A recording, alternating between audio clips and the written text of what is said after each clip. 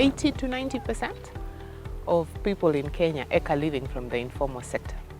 And so there are so many people who are self-taught, and people acquire many different skills, but there's no way to translate that into certificates that are so critical in our economy.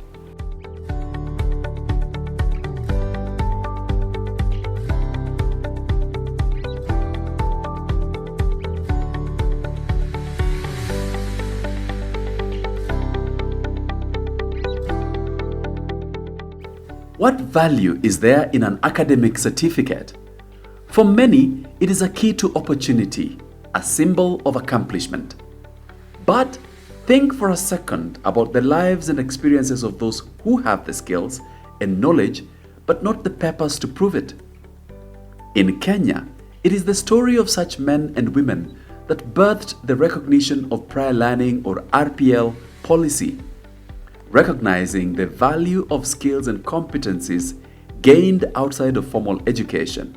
When people advertise for jobs, they don't say, you come, show us what you can do, and then we will ask for you. No, they ask you to send your certification first or your qualifications, and based on that, you could go to the next round to prove that you can actually do what you do.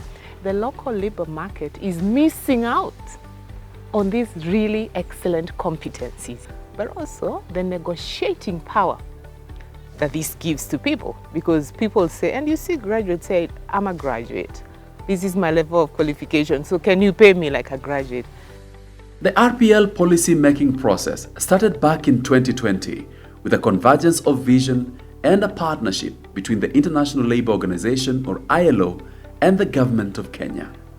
Federation of Kenya Employers had tried to ask and to push for recognition of those skills and competencies.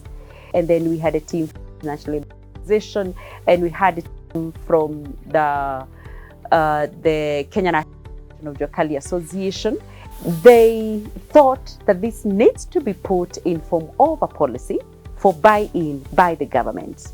We were interacting with refugees, and they said one of the reasons we cannot participate in the labor market in Kenya is because we don't have certification to demonstrate our qualifications. So we approached the Kenya National Qualification Authority as a qualification regulator, and we said, okay, so then can we work on an RPL policy that would serve Kenyans, that also integrates migrants, refugees, all segments of society. By 2020, 2021, we already had a technical team that was in place, constituted and appointed by the then Cabinet Secretary. At the top, we had what we're calling the National Advisory Committee, and then we had the technical one, which we're calling the National Technical Committee. And what we did then was to make sure that we had a team that was multi-sectoral and multi-agency, just to make sure that we are able to get good representation. What followed was 3 years of concerted deliberations on what would form the foundation of a policy that has the potential to reshape Kenya's workforce and open new doors for skilled individuals. They considered industry alignment, the country's development goals, interagency collaboration, assessment guidelines, and capacity building for the implementing institutions. We put in place all systems and frameworks that allow all the stakeholders within this space to do their part, right from training providers, partners, the industry itself, to make sure that they speak in a more coordinated manner.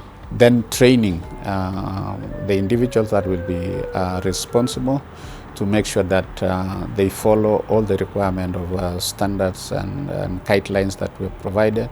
We have several guides for the what you call RPL practitioners, even for the candidates themselves. We also have guides for those qualification awarding institutions. We also have a manual for quality assurance. So suffice then to say that we have provided at national space what should guide all the implementers on how to carry out this process. One of the things that we had to do is to determine a differentiated unit cost for RPL. Because if you're being assessed as a dressmaker and another person is being assessed, let's say, as a lab assistant, another one is being assessed as a web designer, it cannot cost the same. The requirements are very different. The RPL process was not just about drafting a document. It was about addressing the unique needs of workers and the market. And so, when the policy document was ready, the government, with the support of ILO, conducted a pilot program in 2023 for initial 5 trade areas: textile, welding, motor vehicle mechanics, hairdressing and beauty, and building and masonry. We actually implemented end-to-end, from expression of interest to go through the RPL, to being guided, to being assessed. And those that were assessed and found not ready were given options or were advised that for you to meet this qualification, either you bring us more evidence or you can also go and bridge. That bit of piloting actually cemented our belief that this was a timely policy for the country that would really take us places.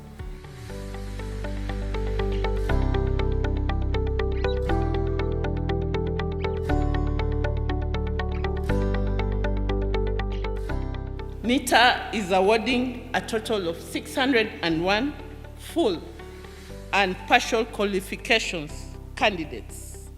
I wish to congratulate all the graduates, especially recognizing those who are being awarded qualifications in more than one trade area. I also recognize in a special way the refugees who took part in the RPL exercise.